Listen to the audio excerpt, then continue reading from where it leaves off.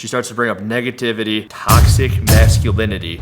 Honestly, like toxic masculinity stuff. Which I would really wonder what would happen if I were a woman. Huh?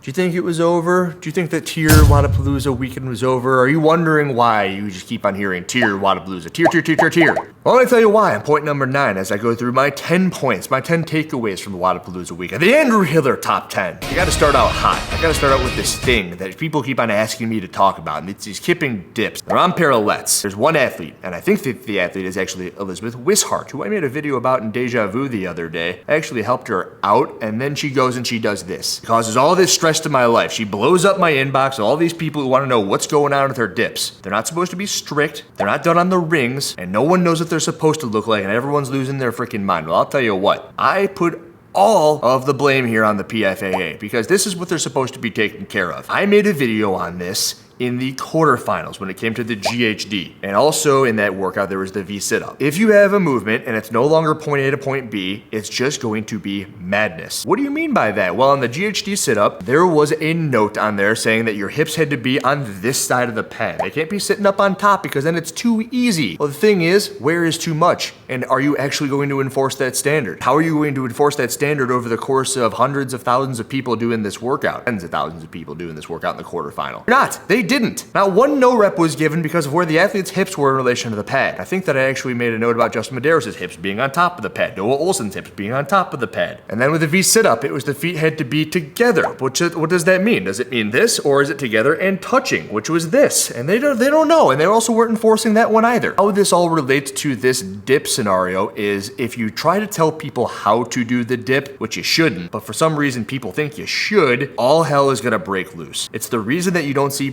push-ups in competition outside of the CrossFit Games. Because at the CrossFit Games, you have the best of the best judges. You've got the best of the best athletes. You've got the person briefing the best of the best athletes, telling them what they should be doing and how they should be looking and understanding the movement. All the judges are either paid and red shirt people who are teaching movement across the world and have done hundreds of seminars over everywhere ever done. Now, Wodapalooza has volunteer judges. You could bring a hobo off the street. That hobo off the street, what's he gonna do? Well, hey, this thing's a shoulder and this thing's an elbow, and at the bottom of this thing that they're doing where they're getting lower at the bottom, make sure that the shoulder goes to the level of the elbow, and the hobo's like, yeah, got it. Shoulder to the level of the elbow, okay. And then at the top, make sure that thing, that joint here, this thing, make sure that thing goes straight. Hobo gets out a level and a protractor, and they go, okay, straight, got it. And by all means, the athlete at hand, that's Elizabeth Wishart, is doing that thing perfectly. The issue here becomes, are the shoulders supposed to be behind or over the back of the elbow? And then in 2014, there was a ring dip where there was this red band behind the athlete. They were all measured for it, and they had to touch their shoulders to that red strap, and that fixed that issue. Can't really do that with these P-bar dips. That's why you look at the elbow. She's hitting the standard on the elbow, she's hitting the standard on the shoulder, and the thing that everyone's losing their mind about is the hip position. Andrew, the hips are not rising, the hips are not lowering, the hips are staying stationary, and she's just doing this wacky flirting of the top upper body thing. Meanwhile, the hobo's sitting there and they're like, yup, good, yep, shoulder locked out over the top, whatever. And by all means, the hobo's right and the athlete's in the clear. And you're thinking, how? No! Because this isn't gymnastics. Our job is not to determine how pretty it looks. The job of everyone is to determine whether or not the movement is being done to the standard. Touch the ground on the GHD, touch the foot pad at the top. The second you tell everybody where the hip has to go, everyone starts losing their mind and trying to figure out how to game the system. Tell you what, Wishart gamed the system. She did dips easier than everybody else. Leave her alone. Doesn't matter to you whether or not it looks pretty. Doesn't matter to the freaking other 39 competitors. They should be doing it too. It's the PFAA that shouldn't have put it there in the first place. Take it easy. Just like the push-up. No push-ups in the open. They're only at the CrossFit Games. You're not gonna find a hobo in the world who's gonna understand the nuances of loading freaking muscles in order for the movement to become as hard as everybody else or as pretty as everyone on the internet wants it to be, which is very different than the level 1 redshirt people. They can do that. The athletes at the CrossFit Games can understand that. But at the end of the day, remember, if these posts make it to the mainstream and everyone's like, look at how stupid these dips are, it's good for CrossFit because more eyes on it are better than no eyes at all. And that's just point number 1, boys and girls. We're getting to point number 2. Jack Farlow's a monster. I believe somewhere he talked about how he wanted to be known as more than just the strong guy after everyone kind of became known to him when he lifted that heavy barbell at the CrossFit Games. And he's doing that. I'm under the impression that he's working out with Emma Lawson, that's his chick, and together they're going to be the power couple that dominates for the next couple couple of years. It's going to be very cool to see how he does this year. And number 3, but it could also go interchangeably at number 2, is going to be the Emma Carey, Rebecca Vidison. Emma Carey, very impressive weekend. Calm, cool, collected. She's over CrossFit Mayhem now, and I think that she's going to dominate the CrossFit Games. I brought up Emma Lawson when it came to Jack Farlow, and it's going to be cool to see those two kind of going back and forth at it for I don't know however many years. Because they're both young, they're both great, they both have very minimal holes when it comes to the sport of CrossFit. Maybe their top end strength is probably their biggest hole. But if we're looking at just Emma Carey and this weekend, if Deja Vu is scored, in my opinion, the way that it should have been, which is more than 50 points per event, but maybe 75 points per event, or maybe even 2 100-point scores, then her overall victory tends to look way more impressive than it did. And while she did win, she kind of really beat everybody up outside of that 1 rep max lift. And Rebecca Vidison, rookie at the CrossFit Games this year, then she comes on in and finishes 5th. If this hadn't happened, I don't know whether or not you'd really be expecting her to come back next year. Now I think all of a sudden you can expect for her to be back at the 2024 CrossFit Games. Those are the impressive things that I noticed over on the individual side, and my 4th point is going to be this stronger than a 90s trend. Stronger than a 90s trend. The only thing I've heard more than TYR is stronger than a 90s trend. Kelly Baker, Kelsey Keel, and Emil Lundberg are all on that team. I post on my Instagram about the worm being on the ground during their strict pull-ups on event number 6. They won by over a minute on that event. So let's just say that the judge did what they were supposed to do and that last pull-up didn't count, and all of a sudden they got to pick up the worm and go do one more pull-up. I'm pretty sure they still win that event. They still win the weekend. So while that was a mistake and it should have been fixed, it didn't have any effect on anything and they still won, and it's impressive. However, when it comes to this competition, I made a video on Josh El Chama the other day, talking about how individual competition and team competition are entirely different. So the reality of this situation is these 3 either work really good as a team, or the Wodapalooza weekend isn't a great test of fitness when it comes to testing 3 athletes put together, because everybody would be looking down at the ice bucket team. It's got Paige Powers, it's got Brooke Wells, and it's got Bailey Rail on it. Comparing the 3 chicks on those 2 teams, I think you take the ice bucket team head to head. And of the 3 of them, I'm a huge Kelsey Keel fan. I don't think I've ever talked to Emil Lundberg, and I don't think I've ever talked to Kelly Baker, but I like them as well. That doesn't mean that I think that they're fitter than these 3 people over here. But this is Wodapalooza. And on the men's side of things, you got Team Gowad. And I can't for the life of me understand how there is a retired athlete on that team, that being Willie Georges, doing the things that he did and not still competing in the sport of fitness. He does have Justin Medeiros, 2-time fittest man on earth. Maybe I finally lit a fire under that guy's butt and he's doing the work of 2 men. And then Jay Crouch, who just like the Emma Carey and Rebecca Vidisons and Jack Farlows of the world, he's kind of on the warpath, and you can expect big things from him coming this year. So there's the potential that Medeiros and Crouch are kind of supporting and propping up Willie Georges, but that dude seemed to be incredibly impressive as well, especially when it came to the sandbag cleans. We're done talking about athletes. I want to talk about number 5 on my list. That's going to be the 2 days of individual and the 2 days of team. I get why they do it. That way you can kind of spread out the athletes there. You can have someone like Ricky Gard go and win the individual and then finish 4th on the team. I'd say that when you're looking at all of it, it's probably upsetting to the organizers that more of the individuals didn't also go and do team. I'm personally a fan of the fact that it was broken up, because generally over the course of a 4-day weekend, the same individuals always win. And then after about halfway through, you're like, all right, whatever, nothing cool is gonna happen. This day it was already over, and then you got a new competition to look at. So I was a fan of that. I do wish that the team competition was beefed up a little bit more, especially on the women's side of things. I don't really know how you incentivize people to go and do that, but where the hell was Rich Froning? Washed up, rowing probably, biking probably. And we already went over this. It ain't a test of fitness, so it's not like we're looking for a 4-day thing. 2 days, cool by me. I kind of am a big fan of the 2-day format. Number 6, here we go. The broadcast. Really got off to a rocky start when you could hear the Brazilian or Portuguese or whatever language wasn't English was being kind of overlaid with the main broadcast. It's cool that they got the 2 different broadcasts, but it was interesting that you could hear both of them at once. There was also a point where the mic was too loud on the floor, but it was not loud enough for the broadcaster, so you couldn't hear what the broadcasters were saying. And then when you could hear the broadcasters, we had Brian Friend. I've spoken incredibly highly of Brian's ability to commentate an event, notably Zelos Games, and then secondly, the Crash Crucible. This is, to my knowledge, the biggest event that he's ever commentated on, and the comment section speaks for itself.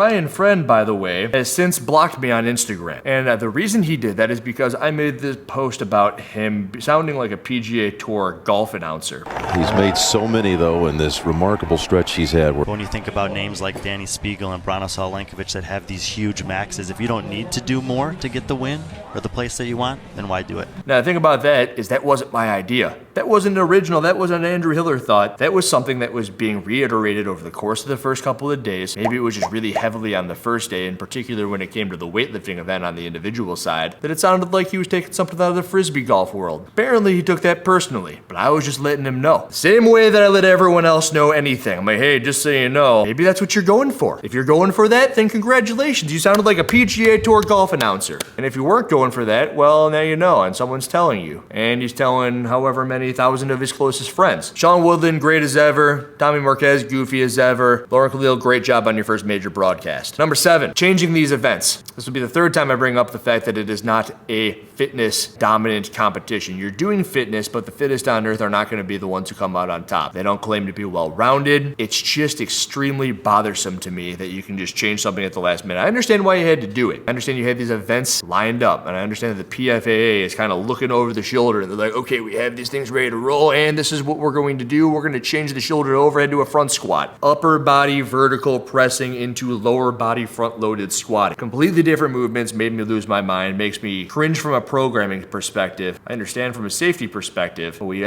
opened this thing up with the dips, which shouldn't have been there in the first place, and there's only so much that you can do. It's fine. They can do whatever they want, but I'm going to turn on a football game tonight, and I know where the ball's supposed to go. I know the players on the field, I know what a pass is, I know what a running back is, and to my understanding, the athletes all found out at the very last minute that they were doing straight pull-ups at a certain time, and you can't have that. It's never going to work, in my opinion. But what do I know? I make YouTube videos. But it also was spoken about from Danny Spiegel and Danielle Brandon. Danny Spiegel wasn't fond of the changes. The changes in the workouts I wasn't like a big fan of. I'm fine with like having contingency plans with weather. I think it's smart, but sometimes like for an athlete like me, like workouts do matter. And so the second workout of the day, the first one was very good for me, the original work version, and then the second version just absolutely tore me to shreds, broke my heart.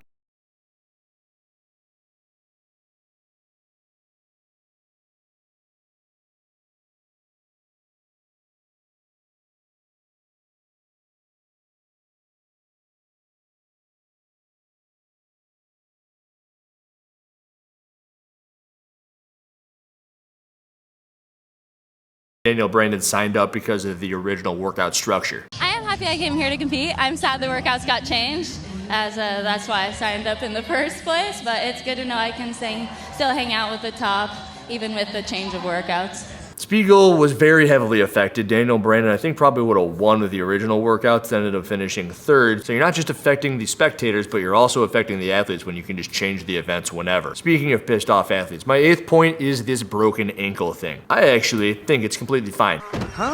Completely fine. I'm not gonna make a piece coming after Wodapalooza for athletes in broken ankles or rolled ankles. Whatever. You're running, you're running. I could throw my back out when I sneeze like Sammy Sosa did in 2003. Oh my God, my back! Oh, my back! There are thousands of athletes running this course. Maybe not thousands, but hundreds. And if you got 10 rolled ankles, whatever. Now what happens is there are hundreds, or if not thousands of people working out at this competition. Wow. Something happens to you and it really sucks. But remember, there are 999 other people that didn't roll their ankle. So it feels really loud to you. But the issue with the PFAA is they're actually thinking about every single person. And if you take away something where the potentially rolled ankle of one person is gonna be an issue, then you're not gonna have any fun with anything after. There will be no fun. No fun. You want no fun? Well, keep complaining about a broken ankle. Logan, you didn't complain. You're good. Not saying that you're a complainer, but there are people out there who complain. But you're cool. You're good. Number 9, TYR Wodapalooza. I don't have anything that's TYR. Probably a big miss on their part because I would just have it sitting in the background, but whatever. It doesn't matter! I made an Instagram post about how the Talking Elite Fitness crew is promoting Reebok, and maybe even a couple months beforehand, we had heard rumors that Rad was not allowed to be inside the event, so they were gonna set up a tent or a booth outside of the event. That's fine.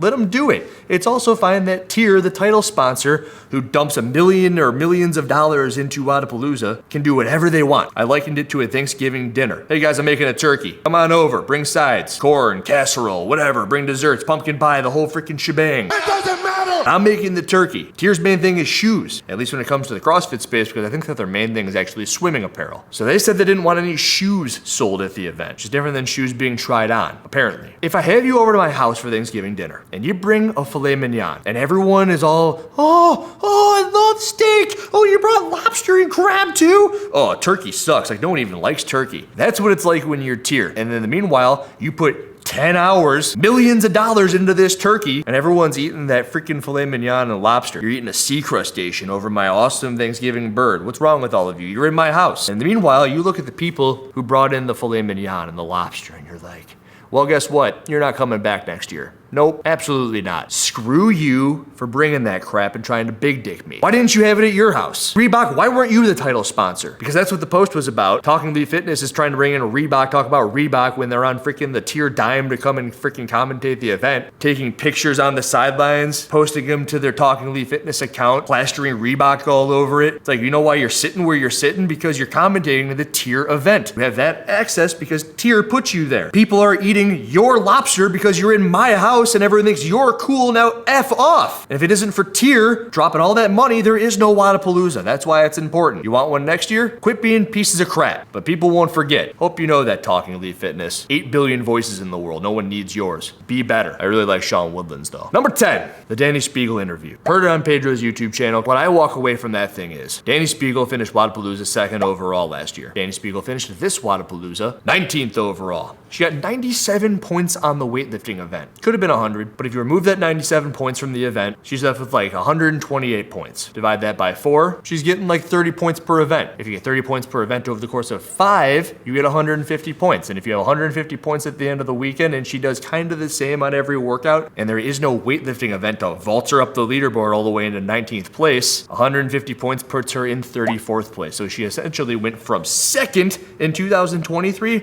all the way down to 34th place. The weightlifting event was her saving grace. Word on the street is that Danny Spiegel went to appeal for the Deja Vu event involving all of the wall ball reps, where she was being no rep for her squat depth. Finally, she's being no rep for her squat depth because anybody with eyes can see that she does not squat below parallel when she's using light loads and going for high repetitions. When she uses heavy loads and she squats, you can see that she has the capability to squat below parallel. Word on the street is the appeal was denied. Oh, well. Word on the street is, I couldn't believe it. upon review, she actually should have been given more no reps than she was actually given in relation to the depth of her squat on those wall balls. Word on the street is she's questioning her space in the CrossFit world going forward. And I would too. You finished 2nd one year and then basically 34th on the next year. And why? Well, she's probably gonna say that it's Andrew Hiller. She's doing this interview with Pedro on his YouTube station. She's killing it through 6 minutes. And then at minute 6, she starts to bring up negativity, toxic masculinity.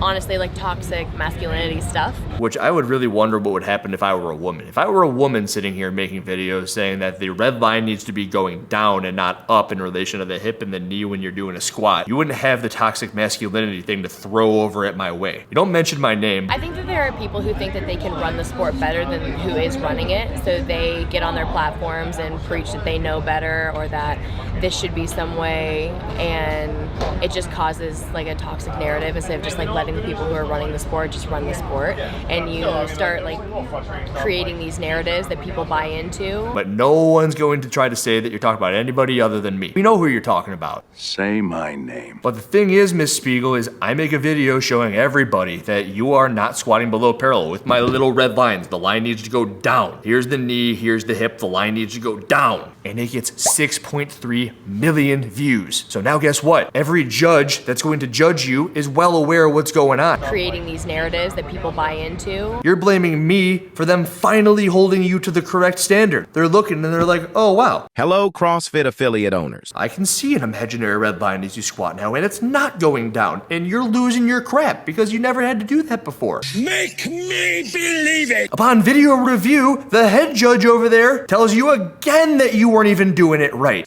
Yeah! And now it's my fault. In the video with Pedro, say that everyone just started to have some fun and we're here to have fun and the people like me are ruining the fun in the space. Again, she doesn't say me by name. It's not the NFL. Like, we're not signing multi-million-dollar contracts. We're here because like we wanted to get fit, and then we found it fun, and then we started competing, and so we're here just to have fun. And people, I think, are taking it so like just so far in like the other direction. Flashback. It's just like kind of mind-boggling to me. I actually can't understand why it hasn't changed, or why the professional side hasn't been a bigger concern. Because you've got people at HQ saying the same thing. Is we're saying like, fuck the professional side of this. It doesn't fit well with the community. But yeah, I'd have a lot of fun too if I didn't have to do a movement all the way to its full capacity. I'd probably have won the CrossFit Games at this point. That's a joke.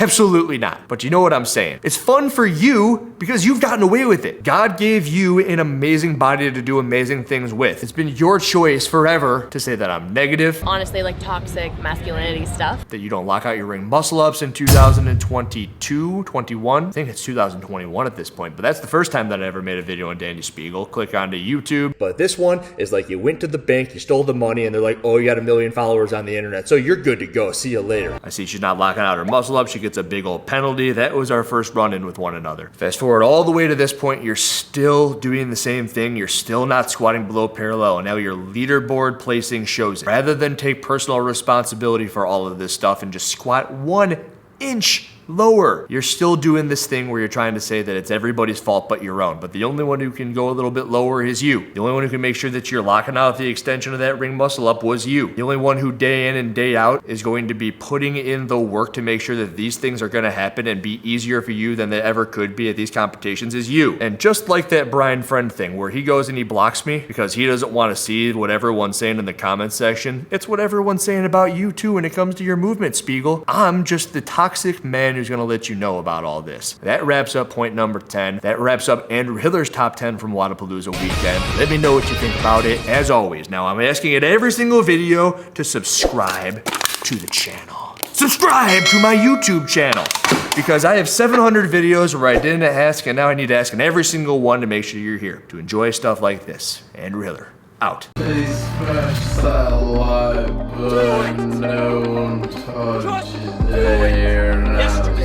Said tomorrow. So just do it! Make your dreams come true!